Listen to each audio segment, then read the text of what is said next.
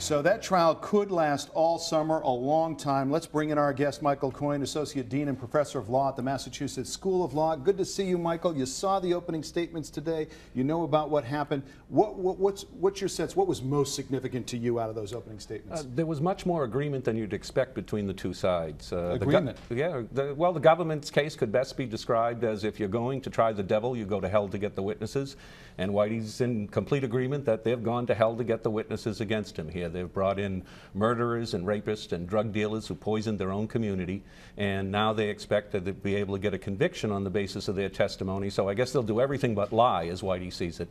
And Whitey is painting himself as a career criminal, but there is honor among thieves, and we Irish aren't rats, as he sees it. What did you think about that argument that he would not, as an Irish person rat on somebody? Well, that's who he is, and that's who he chooses to be. When he came in the courtroom the other day, there was a sense that we were seeing a mythic figure. He's still very solid for 83. He stands proud, he stands tall, and I think before we're done, he's going to have a lot to say, either through his attorney or perhaps himself. A lot has been made about the sleeping juror in the courtroom today. I want to talk about Judge Denise Casper's handling of that juror. People would say, you know what, this is your courtroom, get control of that juror, wake that person up. Also, there were reports earlier in the week that J.W. Carney was shouting over her, cutting her off. Does she have control of this courtroom? Why is this being handled like this? I think Judge Casper has done a terrific job with this trial so far, keeping it on task, keeping the lawyers controlled. She recognizes that this show isn't her own, that these lawyers are trying the case of their lifetime,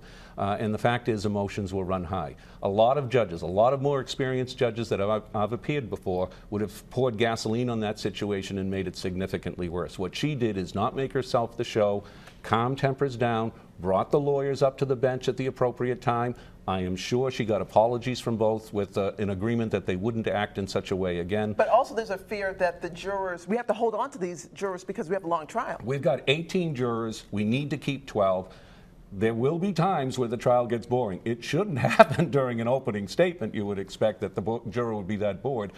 But he probably gets one more chance. If that happens again, he's out. We're down to 17. We have got to keep a minimum of 12 till we go to instructions in the verdict. We'll see what happens. Michael Coyne of the Massachusetts School of Law, thanks for being here. I appreciate it. Thank you, Mike.